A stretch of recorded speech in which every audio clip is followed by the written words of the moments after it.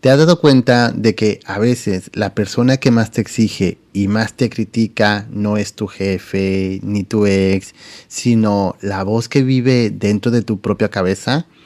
Si has empezado el año con una lista enorme de metas, pero sintiendo que no eres suficiente, este episodio es para ti, porque hoy vamos a aprender a silenciar a ese verdugo interior y a resetear nuestra autoestima desde la autoaceptación real. Así que ponte cómodo, cómoda y comencemos.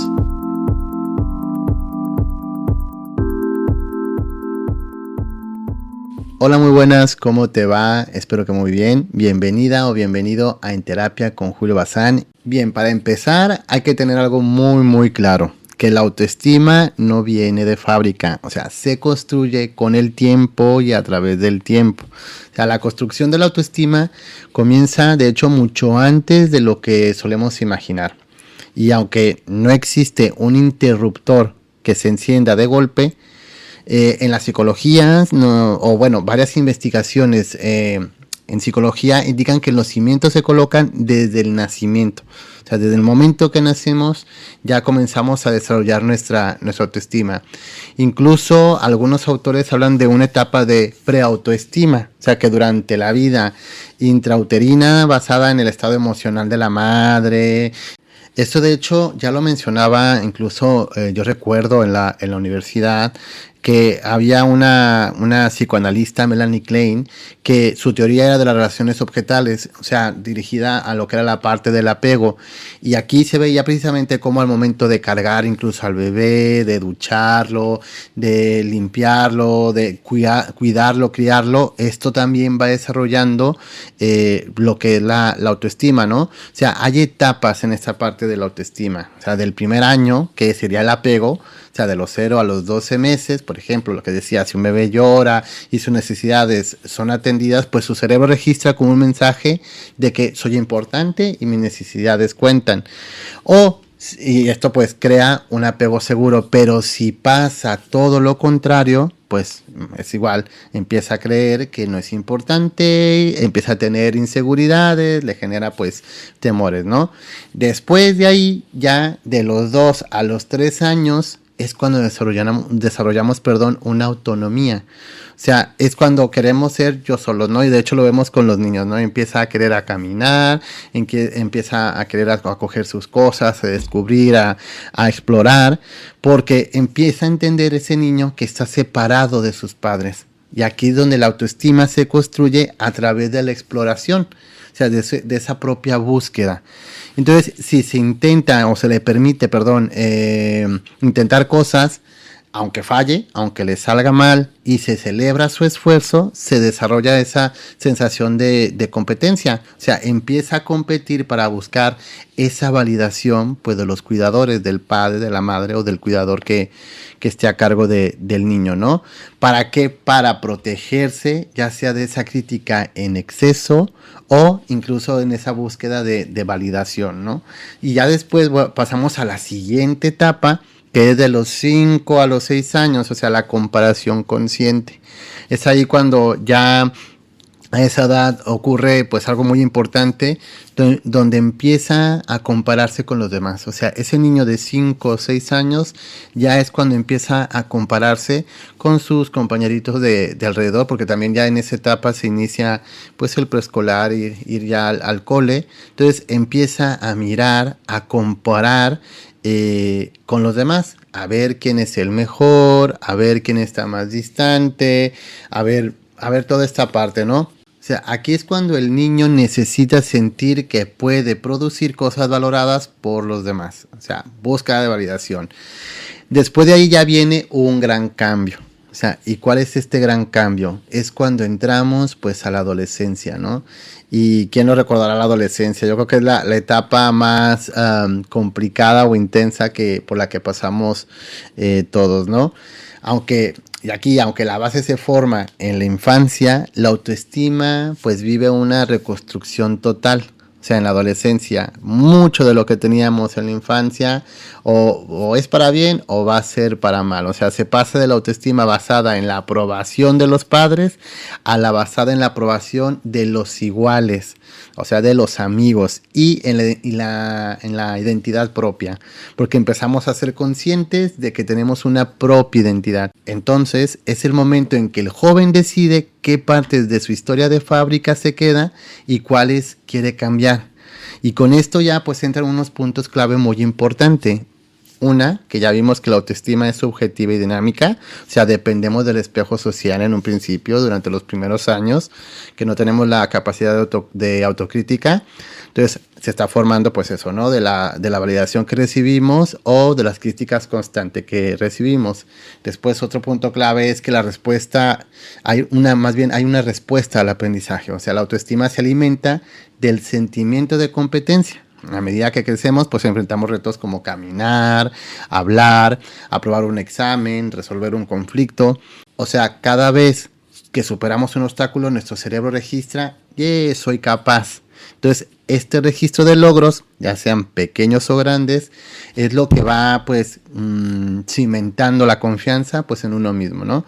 Entonces, no se puede instalar de fábrica porque requiere la experiencia vivida. Y la experiencia vivida de cada uno pues es diferente. Y aquí también hay otro punto clave también de la autoestima, que hay influencia del entorno y la cultura.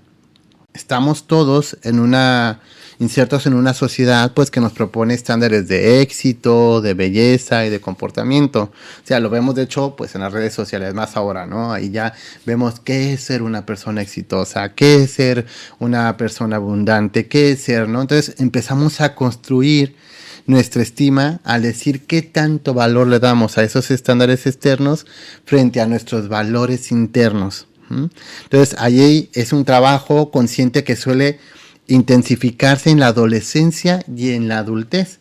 Por eso, en ocasiones el estar en exceso en las redes sociales y sobre todo cuando tenemos un bajón, pues hay un desequilibrio por lo mismo, porque va a ser esa lucha con nuestros valores internos y nuestro estándar también que tenemos de nuestra realidad, luchando con lo que nos da esa influencia del entorno y la cultura. Entonces aquí ya es un reto, vamos, si hay un desequilibrio, pues por eso que nos afecta bastante, sobre todo se ve mucho en la adolescencia, cuando los jóvenes pues empiezan así de que quiero esto, quiero hacer esto, tal, o sea, esa comparación, ¿no? Entonces, la neuroplasticidad, como otro punto clave es la neuroplasticidad y el cambio. Aquí eso de la neuroplasticidad y el cambio es la parte más extraordinaria de la autoestima, porque es el hecho de que la autoestima se construye. O sea, esto es una excelente noticia, porque imagínate, si la autoestima viniera de fábrica y fuera estática, quienes tuviéramos una infancia difícil, pues estaríamos condenados a una baja autoestima de por vida, ¿no? Entonces, afortunadamente, por la neuroplasticidad y los cambios que podemos generar, pues la autoestima no es estática, no viene de fábrica. Como es una construcción, pues se puede remodelar, se puede cambiar, ¿no? Ahí por eso siempre cuando ya antes escuchaba mucho, y sobre todo en la universidad, de que autoestima alta, autoestima baja, tal, por ahí no recuerdo en qué momento del equilibrio de la autoestima empecé a escuchar ese concepto de una autoestima equilibrada, y es por eso que también digo mucho en consulta de que la autoestima hay que mantener equilibrada, porque en algún momento pues estará alta, en otros momentos baja, pero aquí la clave es encontrar las herramientas para poder conseguir ese equilibrio, ¿no? A través de la terapia, a través del autoconocimiento y el cambio de hábitos. O sea, podemos reconstruir las partes dañadas de nuestra valoración personal, y eso creo que es extraordinario, porque de esta manera pues no estamos condenados, ¿no? Si ahora mismo estamos pasando por una baja autoestima, no es una condena, esto se puede cambiar. Vale, entonces ahora vamos a pasar a la parte del reset, de la autocrítica a la autoaceptación. Entonces quiero que veamos la diferencia entre ser perfecto y ser real. Y la autoaceptación es reconocer tus luces y tus sombras sin que eso destruya tu valía. O sea, es decir, me reconozco como un ser valioso incluso cuando fallo. Aquí es importante siempre recordar esta frase. Me reconozco como un ser valioso incluso cuando fallo. Y entonces, ¿por qué es tan difícil reconocer las sombras? O sea, ahí, esto lo decía Freud, todo el mundo tenemos una luz y una sombra, y es verdad, todos tenemos virtudes, pero también defectos, y aceptar nuestras sombras, o sea, nuestros defectos, errores del pasado, miedos o rasgos que no nos gustan, suele darnos miedo por 3 razones. La primera es el miedo al rechazo, o sea, pensamos que si los demás ven nuestra sombra, nos dejarán de querer. Esto es muy común y esto me lo encuentro mucho en terapia. Después, el segundo es la confusión entre conducta y ser. O sea, cometemos el error de pensar que si hice algo malo, soy malo.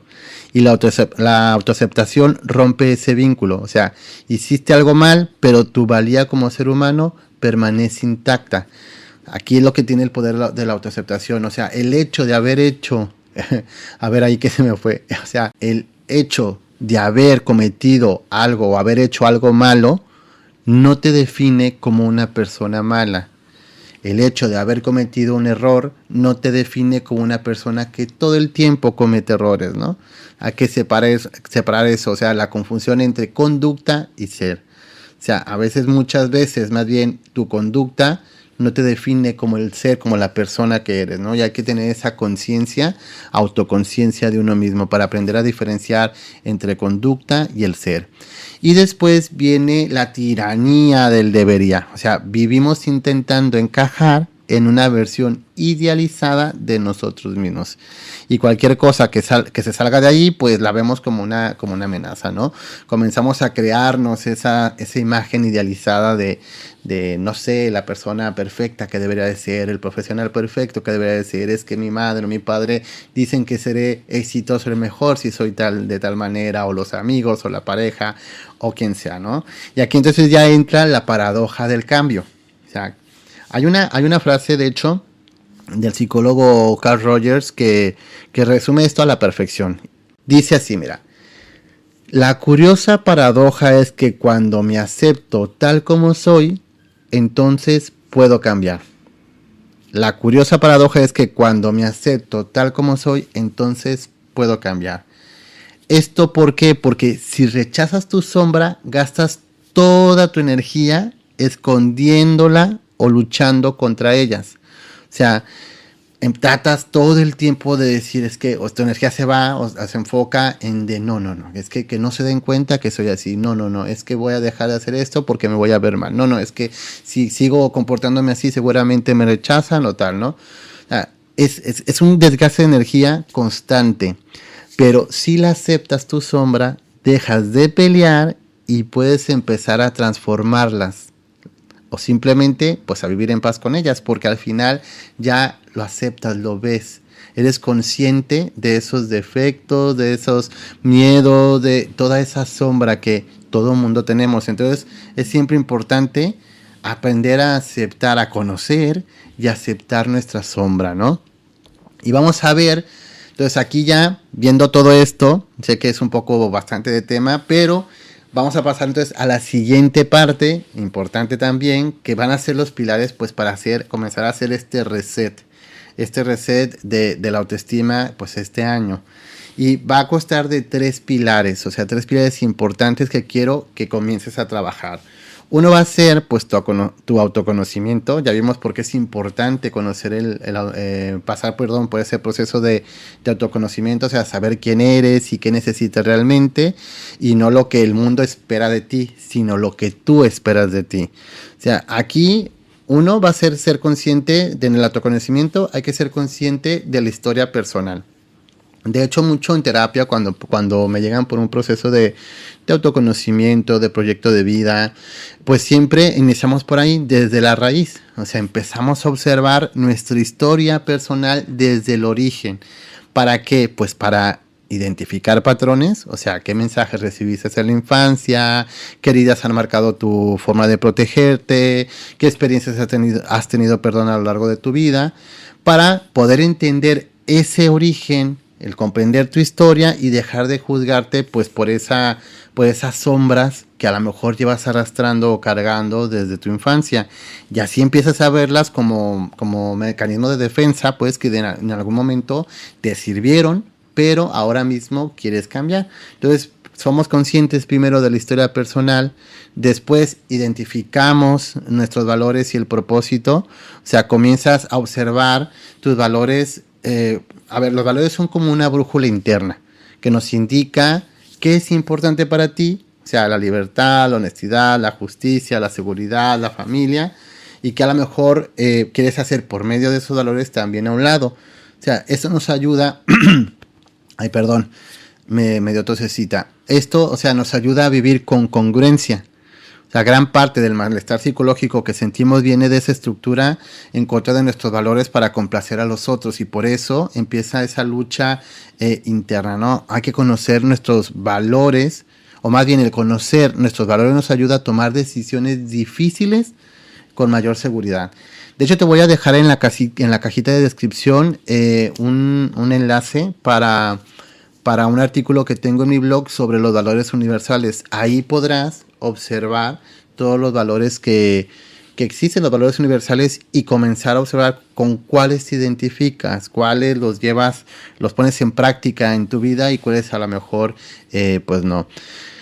Ya después de ahí vamos a empezar con el reconocimiento de emociones y necesidades, o sea, esa gestión emocional o regulación emocional, o sea, es de aprender a identificar el miedo, la rabia o la tristeza para poder entender la necesidad que hay detrás de esa emoción o ese sentimiento. Por ejemplo, la rabia suele indicar que se ha cruzado, por ejemplo, un límite. O la tristeza, por ejemplo, puede ser por culpa, por un miedo, tal. Vamos aprendiendo a identificar esto que estoy sintiendo, porque también es por causa de una necesidad, para después así también autorregularnos. O sea, al conocer tus detonantes, dejas de reaccionar impulsivamente y empiezas a responder pues con conciencia a ese problema o situación incómoda, ¿no? Y ya por último, comenzar a observar pues un mapa de capacidades, o sea, tus recursos y tus límites. Aquí es donde vas viendo, o sea, vas observando, tus luces y tus sombras. O sea, las luces, tus talentos, habilidades y fortalezas, y tus sombras, que son tus limitaciones reales y áreas de mejora o áreas de oportunidad. Para aceptarlas y comenzar a trabajar, ver si puedes trabajar en ellas o comenzar a aceptarlas y tomarlo con calma, ¿no?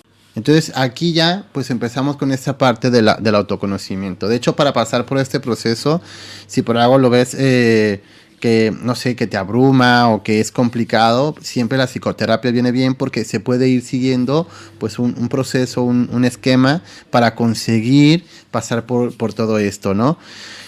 Ya de una vez que tenemos toda esta parte de autoconocimiento, comienza la autocompasión, que va a ser tratarte con la misma amabilidad con la que tratarías a un mejor amigo que está sufriendo. ¿Por qué?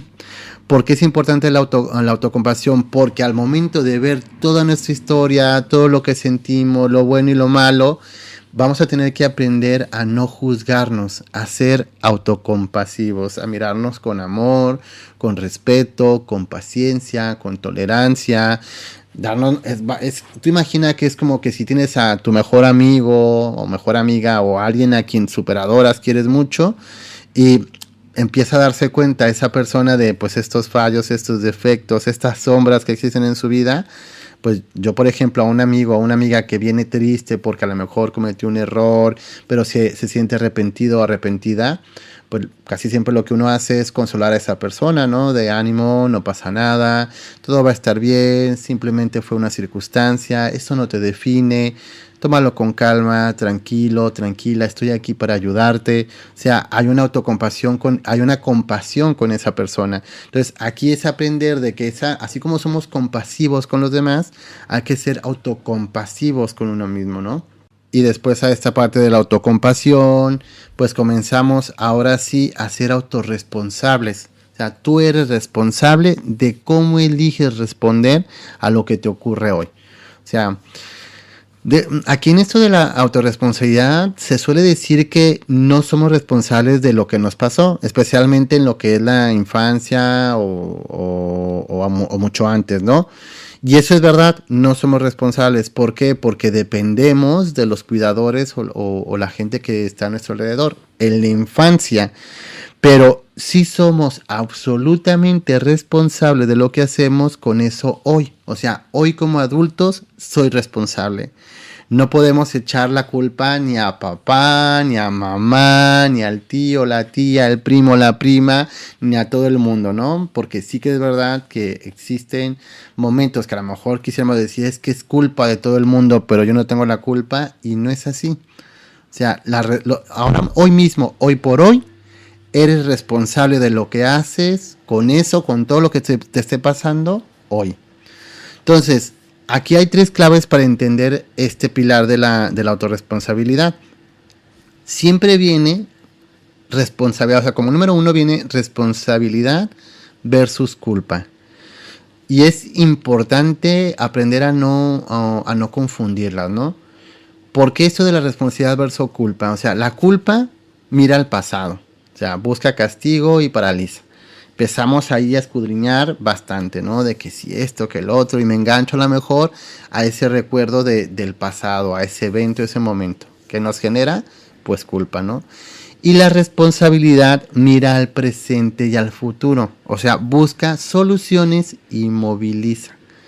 O sea, es aceptar la responsabilidad, es decir, esto es lo que hay y ahora yo decido qué paso dar. No voy a idealizar, no voy a fantasear, no voy a imaginar, no quiero ver un mundo de color de rosas, no. O sea, voy a aceptar la responsabilidad en este momento. Voy a decirme a mí mismo, es que esto es lo que hay, pero ahora yo decido qué paso dar. Para así generar un cambio. Después, como número 2, es el espacio entre el estímulo y la respuesta. ¿Por qué? Porque la autorresponsabilidad da vista en este espacio o en ese espacio y es la capacidad de no reaccionar en piloto automático, sino elegir una respuesta que sea coherente con nuestros valores. Yo en sesión, en consulta, siempre cuando veo este tipo de situaciones, siempre digo, hay que ser conscientes de la ley de causa y efecto. O sea, a toda acción hay una reacción. Y esto es inevitable. A toda acción, buena o mala, que hagamos, va a haber una respuesta buena o mala. O sea, a toda acción hay una reacción. Y esto ahí, en ese espacio y entre el estímulo y la respuesta, hay que ser responsables. Para así dejar de buscar culpables externos, que es el punto número 3. O sea, cuando culpamos que sea la economía, que sea nuestra pareja, que sean nuestros padres, o a la mala suerte, o a nuestro malestar actual, que sea el dinero, o sea, todo, si empezamos a quejarnos, le estamos entregando nuestro poder a todos esos conflictos, al problema. Entonces, si el problema es de ellos, la solución también es de ellos. ¿Y ahí qué pasa? Pues lo perdemos todo. Porque si yo asumo mi parte de responsabilidad, yo recupero la llave de mi bienestar. O sea, comienzo a ser autónomo, comienzo a ser libre nuevamente. Entonces hay que dejar de buscar culpables externos. Sí que a lo mejor influyen en la circunstancia, pero no quiere decir que simple por esos factores externos ya estoy condenado y no hay solución pues absolutamente para nada, ¿no? Entonces dejemos de buscar culpables. Bien, bueno, ya para casi terminar vamos a pasar ahora a los ejercicios prácticos para resetear tu autoestima este lunes y a partir de ahora y los días siguientes, ¿no? Y quiero que pruebes 3 ejercicios de mi metodología. El primer ejercicio se llama limpiar el espejo. Y para este ejercicio te he dejado también en la cajita de descripción un enlace con un PDF que doy mucho también en consulta. ¿Para qué se le llama? Es una hoja que se llama reestructuración cognitiva emocional, que te va a ayudar a identificar frases que te digas constantemente y cambiarlas por una frase de poder pues más realista, más positiva y que no te siga machacando ese verduguito interior, ¿no? O sea, para empezar va a ser eso. Si ya tienes la hoja, ahí de hecho vas a encontrar pues las instrucciones.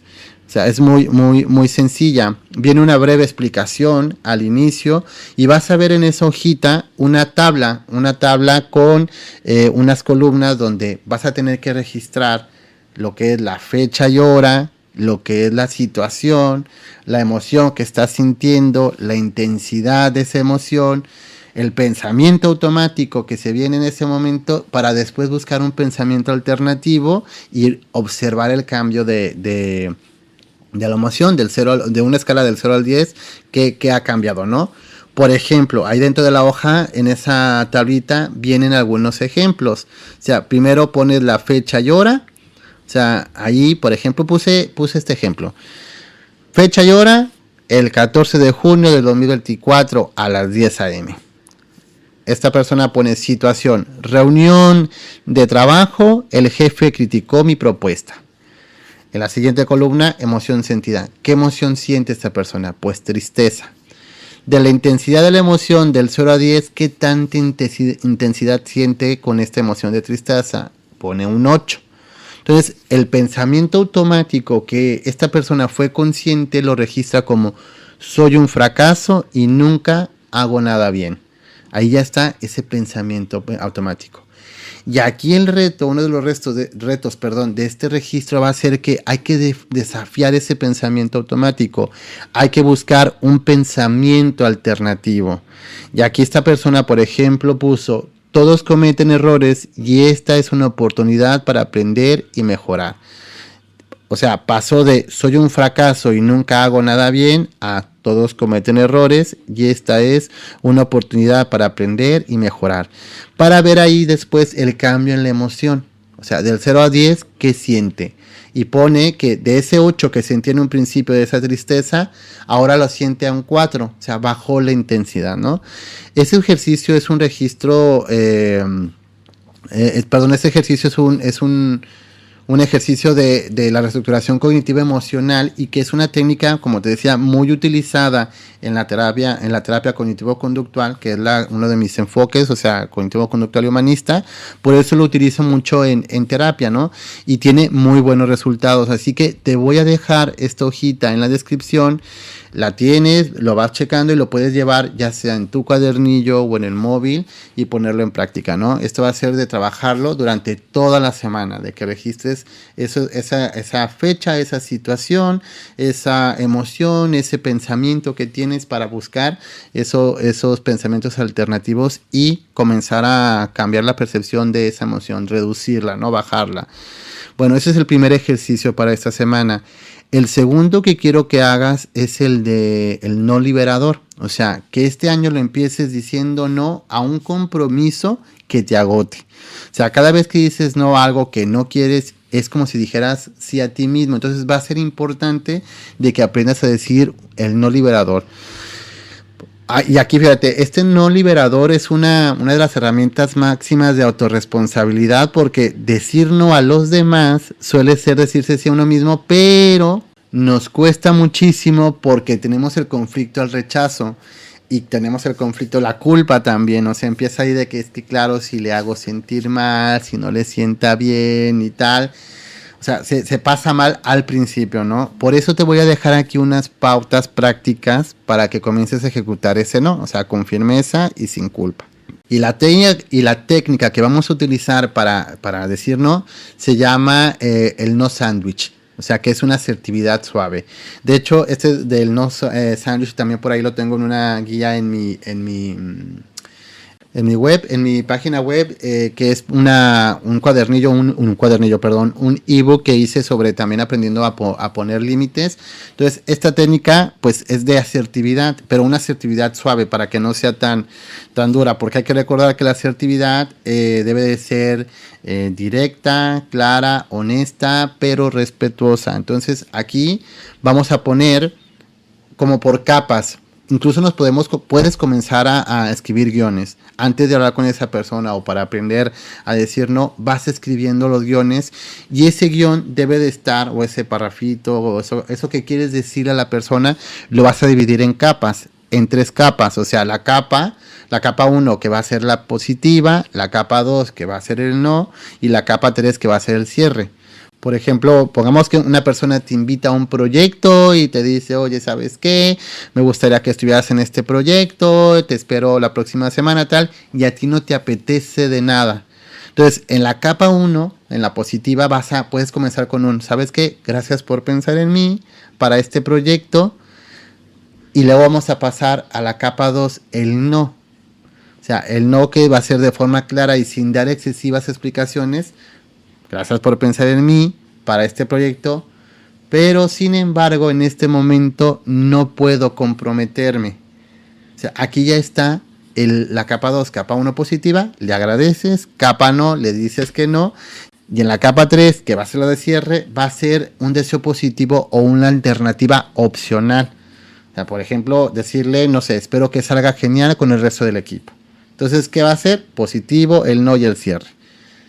En el positivo agradeces, gracias por pensar en mí para este proyecto. En la capa 2 dices que no, pero sin embargo en este momento no puedo comprometerme. Y en la capa 3, que es el cierre, espero que salga genial con el resto del equipo. O sea, ya estás dándole un deseo positivo o una alternativa.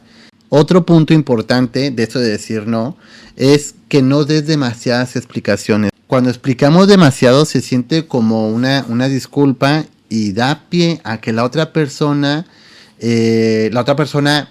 intente o solucionar la excusa para que acabes diciendo que sí. ¿Por qué? Porque como en teoría parece disculpa, pues quiere hacer que te sientas bien y tal. Entonces aquí lo importante es aprender a intentar a no justificar tanto el no. Pongo otro ejemplo. O sea, por ejemplo, en lugar de decir no puedo porque tengo que ir al médico y luego quizás mi madre me llama, tienes que decir, por ejemplo, no me es posible asistir esta vez, tengo otros compromisos. O sea, vemos la diferencia que si decimos que no puedo porque tengo que ir al médico y luego quizás con mi madre, o sea, ahí es la opción de que el quizás. Estás dejando quizás de que, ok, voy a ir al médico, pero quizás voy. Entonces, dentro de ese quizás la persona puede decir, ay, claro, es un quizás. Entonces, en lugar de que vayas con tu madre o después de que vayas con tu madre, vienes conmigo y tal, ¿no? Entonces, al decir de la otra manera de no me es posible asistir esta vez, tengo otros compromisos, estás limitando al hecho de que hoy no puedo. ¿Por qué? Porque ya tengo mi tiempo organizado. En otro momento, pues lo vemos, ¿no? Y también al responder de esa manera también ganas tiempo, o sea, son pausas estratégicas. Si eres de los que dicen que sí por impulso y luego se arrepienten, hay que buscar frases de amortiguación. O sea, frases como por ejemplo, déjame revisar mi agenda y te confirmo. O por ejemplo, necesito consultarlo con mi almohada o con mi pareja o mi socio y te lo digo mañana. O sea, eso te permite decidir desde la razón y no desde la presión social. O sea, te da un tiempo para que ese no también no lo perciban como durillo o drástico, y también que te dé tiempo a ti para reflexionar si verdaderamente te apetece o no te apetece, ¿no? Y ya de ahí después viene el no con la alternativa. O sea, comienzas a negociar. Si quieres ayudar, pero no bajo las condiciones de que te propongan los demás, pues buscas un no, por ejemplo, de no puedo reunirme hoy, pero podemos hablar 10 minutos por teléfono mañana, o no puedo hacer todo el informe, pero te puedo pasar la estructura base en unos momentos. O sea, das un no negociable, con una alternativa. Y ahí ya vas diferenciando entre ser bueno y pues ser sumiso, porque recuerda que la persona que te quiere te respetará con tu no, y las personas que solo te usan se enfadarán con tu no. O sea, tu límite funciona como un filtro de calidad en tus relaciones. Ahí podrás, esto de decir no, va a ser una herramienta potente, una herramienta muy potente que te va a ayudar a identificar también ese tipo de relaciones o vínculos que tienes con las personas, ¿no? Te quiero dejar un mantra, de hecho lo puedes hasta anotar para practicarlo, o sea, y dice así el mantra: no soy responsable de la decepción de los demás cuando cuido mis propias necesidades. Repetimos, no soy responsable de la decepción de los demás cuando cuido de mis propias necesidades. Sé que al principio decir no te va a generar una descarga de adrenalina o de incomodidad, que es ahí cuando entra la sombra de la culpa, pero como todo músculo se fortalece con la práctica. La práctica hace al maestro, así que tira para adelante, sigue diciendo no cuando tienes que decir no, y con el tiempo ya verás que no pasa absolutamente nada. Como último ejercicio que te quiero compartir, que es el ejercicio número 4 para esta semana, es la caja de evidencias. O sea, es que de hecho, este ejercicio lo incluyo en mi cuadernillo de autoestima y regulación emocional, o sea, donde vienen ejercicios para conocerte, cuidarte y valorarte. También igual te voy a dejar el enlace en la descripción del cuadernillo, está disponible en Amazon o en mi página web, ahí lo vas a encontrar. Si lo quieres en digital, puede ser en mi web. Si lo quieres en pasta blanda, pues lo puedes encontrar en Amazon, ¿no? Pero bueno, este ejercicio también lo utilizo mucho en terapia, porque es un ejercicio que de hecho en algún momento también de mi vida yo lo he puesto en práctica, porque solo consiste, o sea, el objetivo de este ejercicio va a ser reforzar tu autoestima reconociendo tus logros y avances. Y es muy sencillo, tiene 3 instrucciones, o sea, va a ser que consigas una caja o un frasco bonito. De hecho, yo cuando lo hice lo puse en un frasco, y en ese frasco cada semana vas a escribir en un papel un logro, o algo positivo que hayas hecho y guardarlo ahí en el frasquito. Ya, no sé, cosas como estoy feliz porque hoy hice sonreír a mi pareja, estoy feliz porque hoy ayudé a un amigo a resolver tal problema, estoy orgulloso de mí porque hoy esta semana conseguí levantarme todos los días temprano para hacer ejercicio. Ya, vas metiendo ahí en el frasquito cada semana un logro o los que tú quieras. ¿Para qué? Para que después revises la caja o el frasquito cuando necesites recordar tu valor. Cada momento que nos dio un bajón o algo, podemos mirar el frasquito y darnos cuenta de que no todo es un fracaso. De que también existen logros, que existen éxitos y que eso está bien. O sea, el fracaso, pues es como todo un momento pasajero, pero existen pues los logros, ¿no? Y aquí hay un tip muy bueno, o sea, motivador, porque yo este frasquito lo dejaba mucho a la vista, ¿no? En aquel momento lo dejaba mucho a la vista, porque para al momento de ver crecer tu cajita o tu frasco, es como un recordatorio físico de todo lo que has conseguido, y eso, pues verlo te dices, hasta te anima, ¿no? Es como de vas así, a lo mejor te da un bajón, volteas, miras al frasco y dices, ostras, pues mira, al final sé que a lo mejor hoy lo estoy pasando mal, pero no todo el tiempo lo paso mal. También hay logros, hay objetivos, hay cosas buenas, así que te motiva, ¿no? Muy bien, pues ya esos son los ejercicios para la semana de hoy. Hemos llegado al final del podcast, ya casi estamos al final, así que quiero que hagamos una reflexión final. Quiero que recuerdes que la autoestima es un camino que se recorre toda la vida. Recuerda que también no necesitas ser tu mayor fan incondicional hoy, sino que solo necesitas empezar a ser alguien que se respete día con día. Esto es una práctica continua. Te tengo una pregunta. Si te hablaras con el mismo amor con el que le hablas a la persona que más quieres en el mundo, ¿qué te dirías hoy? Bueno, pues hemos llegado al final. Te doy muchas gracias por haberme escuchado, por haber llegado hasta aquí. Y nada, pues recuerda que seguirme en todas mis redes sociales, en YouTube, en Instagram, en Spotify. Estoy como @JulioBazánPsicólogo. Sígueme en Instagram, subo contenido pues también igual breves, carruseles, stories, tal, también sobre contenido psicoeducativo. En mi web, también encuentras alguno que otro recurso. Suscríbete a mi newsletter, también ahí constantemente, no constantemente, pero en ocasiones mando información. Ahora con eso del podcast, quizás estaba pensando que la gente que ya esté suscrita, pues mandarles el material un día antes del podcast, si es que por algo les comparto un material, entonces igual pues suscríbete para que estés al pendiente de esos recursos gratuitos que te voy dando. Comenta, comparte. Cuídate mucho y pues recuerda que estoy para ayudarte, así que nos vemos pronto. Adiós.